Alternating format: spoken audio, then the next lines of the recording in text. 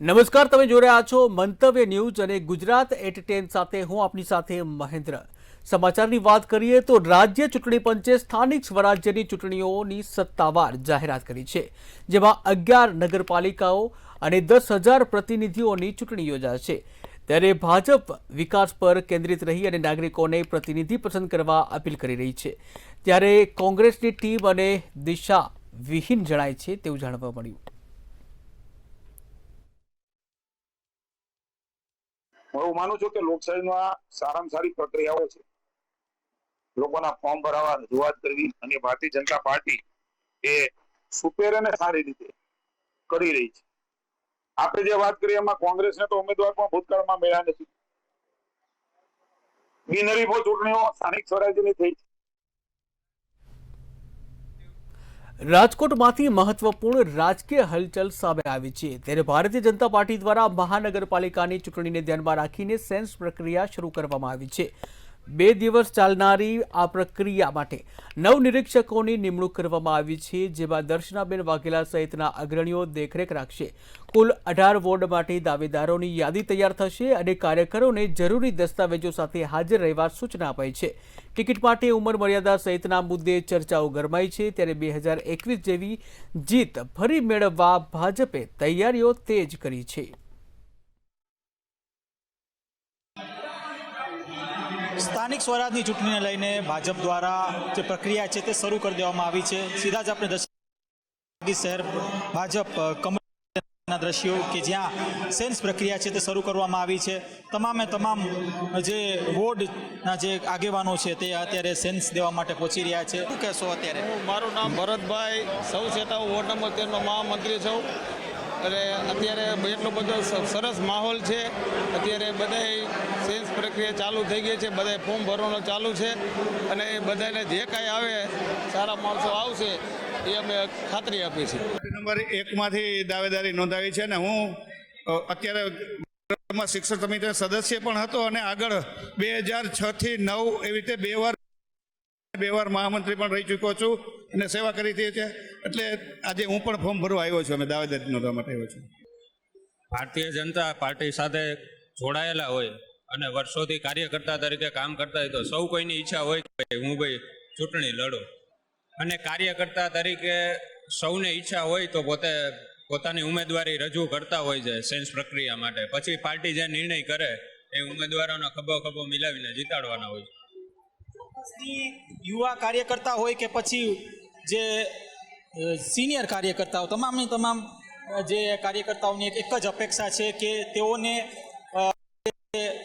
કોર્પોરેશનની જે ટિકિટ છે તે મળે, તેઓ લડી શકે। રાજેશભાઈ, તમે શું કહેશો? ખાસ તો કાર્યકર્તા તરીકે આવ્યા છો, શું લાગે છે ત્યારે માહોલ કઈ પ્રકારનો છે અત્યારે કમલમનો? કારણ કે મોટી સંખ્યામાં લોકો આવ્યા છે, ખીચોખીચ ભરેલું છે। આ કાર્યકર્તાઓની માંગણી માટેની એક સેન્સ પ્રક્રિયા છે। જનતા પાર્ટીમાં ઇલેક્શન સમયે દરેક કાર્યકર્તાને ટિકિટ માંગવાનો છે, તેની એક પ્રક્રિયા છે આજરોજ। આજે ભારતીય જનતા પાર્ટી દ્વારા વોર્ડ નંબર 1 થી 18ની આજે સેન્સ પ્રક્રિયાનો કાર્યક્રમનું આયોજન કરેલ છે।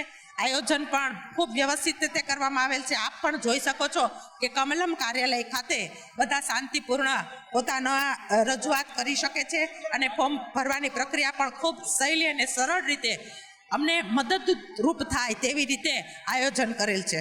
નિરીક્ષકો આવી ચૂક્યા છે, શું કહેશો? હવે જે કેન્ડિડેટ લેવાના છે, હવે આ વખતે કોને પ્રાધાન્ય આપવામાં આવશે? સિનિયરને, જુનિયરને, કે પછી ક્યાંક ને ક્યાંક કોઈ નવાને ચાન્સ આપવામાં આવશે? ભારતીય જનતા પાર્ટી વિચારો સાથે જોડાયેલી છે। પાર્ટીના કાર્યકર્તાઓ પણ પાર્ટીના આદેશ પ્રમાણે કામ કરતા હોય છે, ત્યારે પાર્ટી જેને પણ ટિકિટ આપશે તેને જીતાડવાની જવાબદારી કાર્યકર્તાઓ લેશે। આ તકે આપ પણ આ માહોલ જોઈ શકો છો। ખાસ મહત્વની બાબત એ છે કે આજે જ્યારે સેન્સ પ્રક્રિયા શરૂ કરવામાં આવી છે, ત્યારે આ સેન્સ પ્રક્રિયામાં તમામને સાંભળવામાં આવશે, અને ખાસ તો જૂથવાદને લઈને પણ ક્યાંક ને ક્યાંક જે નિરીક્ષકો છે તે કાર્યકર્તાઓને સાંભળશે, આવી પણ એક પ્રાથમિક માહિતી મળી રહી છે। કેમેરા પર્સન લલિત વ્યાસ, ધ્રુવ કુંડેલ, રાજકોટ। સ્થાનિક સ્વરાજ્યની ચૂંટણીની જાહેરાતની સાથે જ જામનગરમાં કોંગ્રેસમાંથી છેડો ફાડી ભાજપમાં ઋષિરાજસિંહ જાડેજા પોતાના 100થી વધુ ટેકેદારો સાથે જોડાયા છે. ઋષિરાજસિંહ જાડેજા અને ટેકેદારોને ભારતીય જનતા પાર્ટીના શહેર અધ્યક્ષ બીનાબેન કોઠારી અને રબારી ધનસુખ પંડેરીએ આવકાર્યા હતા. અગાઉ વોર્ડ નંબર 2માંથી કોંગ્રેસમાંથી ચૂંટણી લડ્યા હતા. જ્યાં મહાનગરપાલિકાની ચૂંટણી આવી છે ત્યારે પોતાના કોંગ્રેસી ટેકેદારો સાથે ભાજપમાં જોડાતા રાજકારણ ગરમાયું છે. હું આજે વિધિવત ભાજપ સાથે જોડાણો છું. કોંગ્રેસમાં બપોરે મેં રાજીનામું આપેલ છે. કોંગ્રેસમાં કોઈ પણ વિચારધારાને કોઈ પણ આયોજન વગરની પાર્ટી હાવ તદ્દન છે. કોઈ પણ માઇક્રો પ્લાનિંગ નથી કરતા. હજી આની તકમાં ઓપરેશન સાવ નજીક આવી ગઈ છે. અત્યારે તો જાહેરાત થઈ ગઈ ચૂંટણી. એ કોઈ માઇક્રો પ્લાનિંગ નથી. એની હિસાબે કોંગ્રેસ પાર્ટીમાં મેં રાજીનામું આપીને અને માનનીય શ્રી વડાપ્રધાન શ્રી નરેન્દ્ર મોદી સાહેબના વિઝન સાથે દેશને વિશ્વગુરુ બનાવવા હાટુ જે ભારત તેના સાથે માં જોડાણો છે. પૂનમબેનની સાથે પ્રેરણા સાથે તેના વિકાસના કાર્ય જોઈને બેનશ્રીના અને જે મોદી સાહેબ જે કરે છે એની જે વિચારધારા છે અને ભારતીય જનતા પાર્ટીની વિચારધારા હંમેશા રાષ્ટ્રવાદી વિચારધારાની છે. એ વિચારધારાને એ વિચારથી પ્રેરાઈને આજે ઋષિરાજભાઈ જાડેજા છે તે ભાજપમાં જોડાયા છે. એમને કોંગ્રેસમાંથી રાજીનામું આપ્યું છે અને જે પણ આવા જે સમજદાર લોકો છે એ તમામ આવા લોકો સમજે છે કે જે કોંગ્રેસના જે કામો છે, જે કાળા કામો અને જે વિચારધારા છે એ ક્યાંક ને ક્યાંક રાષ્ટ્ર વિરોધી અને દેશ વિરોધી છે. તો આ ઋષિરાજભાઈ જે રાષ્ટ્રવાદી વિચારધારા છે, મોદી સાહેબનું જે સપનું છે એને પૂરું કરવા માટે પણ ભારતીય જનતા પાર્ટી સાથે જોડાયા છે. જામનગર શહેરમાં ભારતીય જનતા પાર્ટીનો વિજય રથ સતત આગળ વધી રહ્યો છે. ત્યારે રાજકીય ક્ષેત્રમાં વધુ મજબૂતી મળતા કરણી સેનાના જિલ્લા પ્રમુખ સુરપાલસિંહ વાળા અને કૃપાલસિંહ ઝાલા તેમજ 50થી વધુ સભ્યો અને હોદ્દેદારો સાથે જે ભાજપમાં જોડાયા છે અને આ સાથે જ ઇસ્માઇલભાઈ માણેક પણ વોર્ડ નંબર 1માંથી ભાજપમાં જોડાતા પાર્ટીને સ્થાનિક સ્તરે વધુ બળ મળ્યું છે.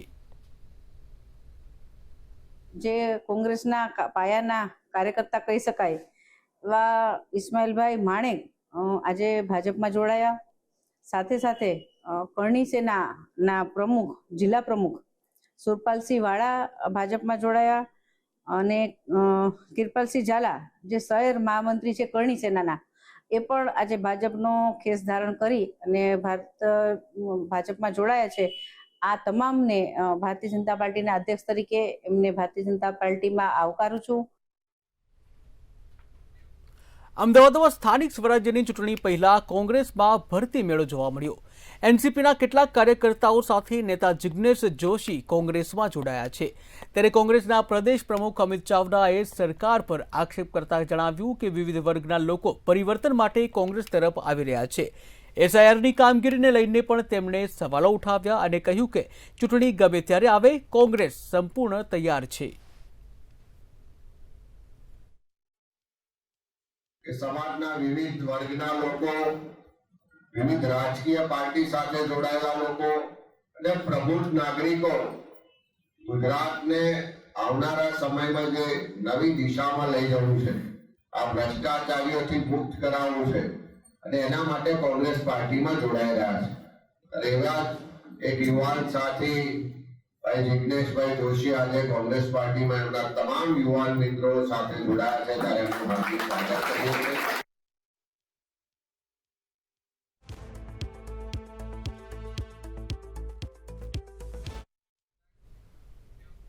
તો મહત્વના સમાચાર રાજકોટથી સામે આવી રહ્યા છે. જે રાજકોટના જેતપુરમાં કોર્પોરેટર સોનલ વસાણી પર હુમલો થયાની ઘટના સામે આવી છે. જેતપુરમાં કોર્પોરેટર સોનલ વસાણી કે જેના ઉપર હુમલો બ્રિજરાજ સોલંકીના કાર્યકર્તાઓ દ્વારા હુમલો કર્યા હોવાના આક્ષેપો થયા છે.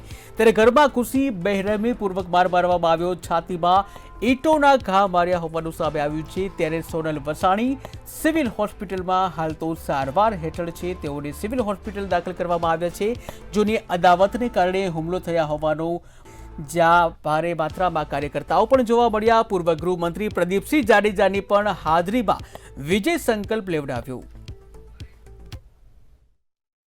ઉમરેઠ વિધાનસભાની જે પેટા ચૂંટણી યોજાવાની છે એના ઉમેદવાર તરીકે હર્ષદભાઈ પરમારની નિયુક્તિ થયા પછી આજે ચૂંટણીના મધ્યસ્થ કાર્યાલયનું શુભારંભ પરમ પૂજ્ય ગણેશદાસજી મહારાજના વરદ હસ્તે કરવામાં આવ્યો છે. સમાચારમાં આગળ વાત કરીએ તો અમદાવાદથી મહત્વના સમાચાર સામે આવી રહ્યા છે, જ્યાં સ્થાનિક સ્વરાજ્યની ચૂંટણીની જાહેરાત થઈ ગઈ છે। ત્યારે પૂર્વ ગૃહમંત્રી પ્રદીપસિંહ જાડેજાની હાજરીમાં જે કહી શકાય કે સ્થાનિક સ્વરાજ્યની ચૂંટણીની જાહેરાત થઈ છે। તમામ જગ્યાએ સેન્સ પ્રક્રિયા હાથ ધરવામાં આવી છે। રાજ્યમાં ચૂંટણીની પણ આ જાહેરાત થઈ છે। ત્યારે ચૂંટણી જાહેરાત થતાં જ આચાર સંહિતાનો અમલ થઈ ચૂક્યો છે। ત્યારે સમાચારમાં આગળ વાત કરીએ તો જૂનાગઢથી મહત્વના સમાચાર સામે આવી રહ્યા છે। નરસિંહ મહેતાની પ્રતિમાની માહિતી સામે આવી રહી છે। રાષ્ટ્રપતિ સૈન્ય નેતૃત્વ વચ્ચે અથડામણ બાદ જે કહી શકાય કે પેજેસ્કિયન તરફથી જે થયેલી નિમણૂકો છે એના ઉપર પણ રોક લાગી છે।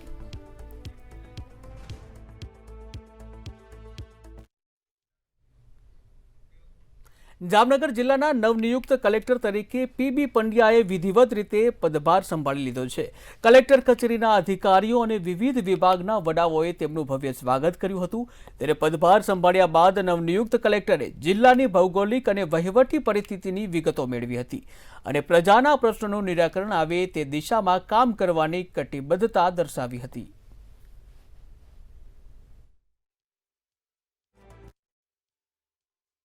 અને જામનગર જિલ્લા કલેક્ટર તરીકે પદભાર સંભાળેલ છે। જિલ્લાના નિવાસી કલેક્ટર શ્રી, પ્રાંત અધિકારી અને ઉચ્ચ અધિકારીઓએ ખૂબ જ સુંદર રીતે ઉમળકાભેર મારું સ્વાગત કરેલ છે।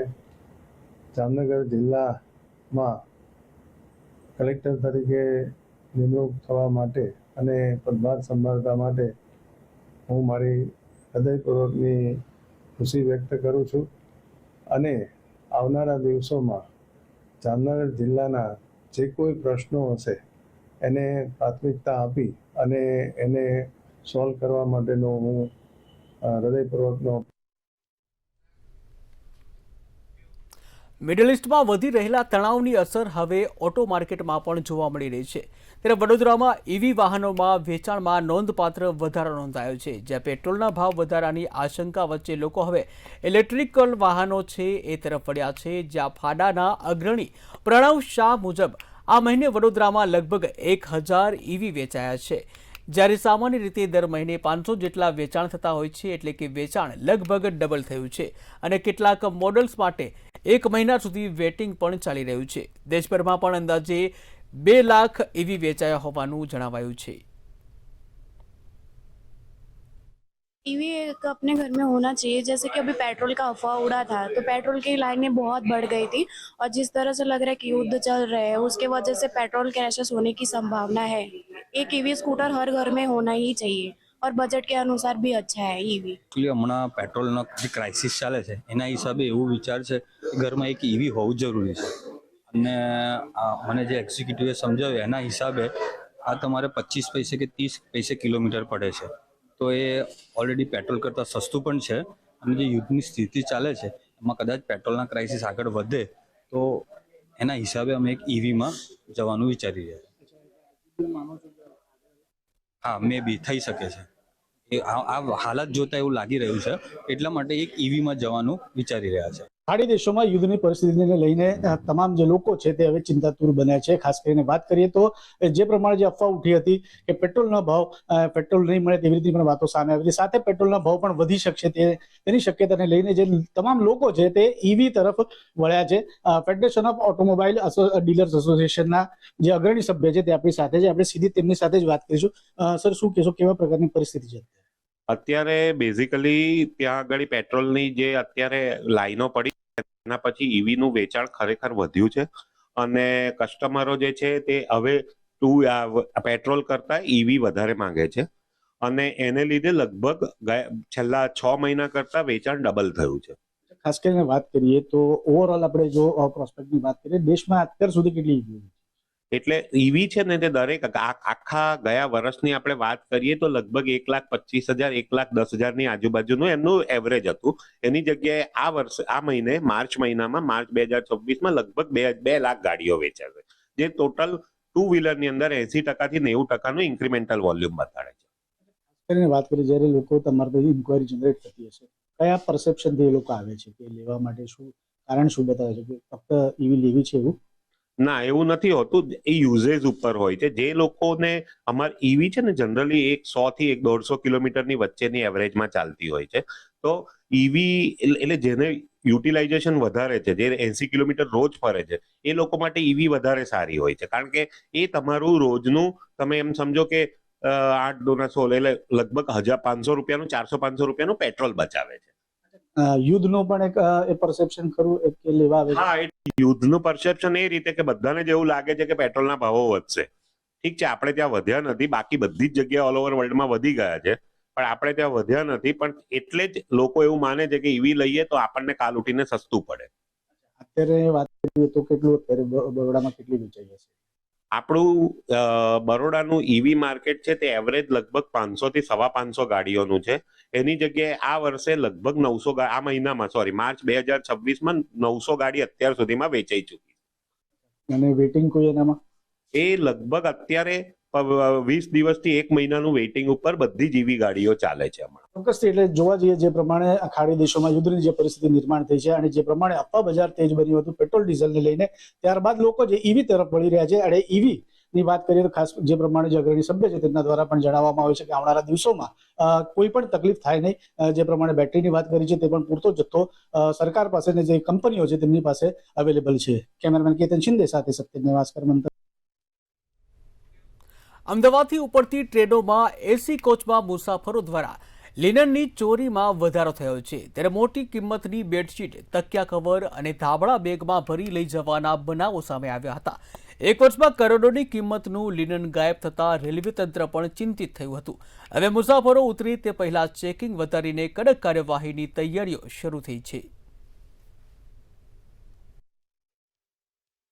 ટ્રેનની અંદર ખાસ કરીને જે એસી ક્લાસની અંદર જ્યાં ફર્સ્ટ એસી હોય, સેકન્ડ એસી હોય, 3 એસી હોય, એમાં લિનન આપવામાં આવે. લિનન એટલે કે બેડશીટ, બ્લેન્કેટ છે અને તકિયા આપવામાં, તકિયાના કવર પણ સાથે આપવામાં આવ્યા છે. પણ હમણાં એવું પ્રકાશમાં આવ્યું છે છેલ્લા 2024 અને 25માં એક આંકડો ચોંકાવનારો આંકડો મળ્યો છે કે 4.21 કરોડના લિનન એ ચોરી થઈ ગયા છે. નવસારી જિલ્લામાં એસઓજી પોલીસે ચીખલી વિસ્તારમાંથી પ્રતિબંધિત વન્યજીવની હેરાફેરીનો પર્દાફાશ કર્યો છે. આરોપી કોઈપણ પાસ પરમિટ વગર ખાકી પૂઠાના બોક્સમાં ઘુવડ સંતાડીને લઈ જઈ રહ્યા હતા. ત્યારે પોલીસે સાડળવેલ ગામે જે આનંદ ફાર્મ નર્સરી નજીકથી ઘુવડ સાથે 4 આરોપીઓને દબોચી લીધા હતા. જ્યારે પકડાયેલા ચારેય ઇસમોને આગળની કાયદેસરની કાર્યવાહી માટે ચીખલી ફોરેસ્ટ ઓફિસરને સોંપવામાં આવ્યા છે.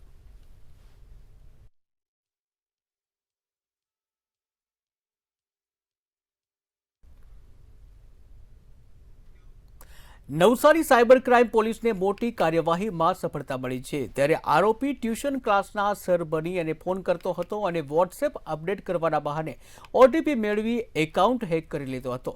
ત્યારે હેક કરેલા વોટ્સએપ પરથી ઓળખીતા લોકોને મેસેજ કરી ગૂગલ પે મારફતે નાણાંની માંગણી કરી અને ઠગાઈ આચરતો હતો. ત્યારે પોલીસે વોટ્સએપ હેક કરી નાણાં પડાવતા ઇસમને ઝડપી પાડ્યો છે. જે આરોપી સામે અગાઉ ઠગાઈ, છેડતી, જુગારધારા હેઠળ કુલ 12 જેટલા ગુનાઓ નોંધાયેલા છે. સુરતમાં નવા લેબર કોડના વિરોધમાં કામદારોમાં ભારે રોષ જોવા મળ્યો હતો. All India United trade union દ્વારા સૂત્રોચ્ચાર સાથે કલેક્ટરને આવેદનપત્ર આપવામાં આવ્યું. જ્યાં કામદારોએ કાયદાને મજૂર વિરોધી ગણાવી કોન્ટ્રાક્ટ પ્રથા છે આ કોન્ટ્રાક્ટ પ્રથા રદ કરવાની માંગ કરી હતી. કાયદો પાછો નહીં ખેંચાય તો ઉગ્ર આંદોલન કરવાની ચેતવણી પણ આપવામાં આવી હતી. સરકારે જે તમામ મજૂર કાયદાઓ રદ કરીને છેલ્લા 21મી નવેમ્બરે એક જાહેરનામું બહાર પાડીને નવા 4 લેબર કોડ કર્યા છે, અમલમાં મૂક્યા છે. એના વિરોધમાં ભારતની તમામ મજૂર યુનિયનો આજે બ્લેક ડે મનાવી રહી છે અને ભારતના તમામ મોટા શહેરો પર, મુખ્ય મથકો પર અમે કલેક્ટરશ્રીના માધ્યમથી વડાપ્રધાનને એક આવેદન આપી રહ્યા છે. તો ગુજરાત એટ 10માં હાલ બસ આટલું જ. વધુ સમાચાર માટે જોતા રહો મંતવ્ય ન્યૂઝ. નમસ્કાર.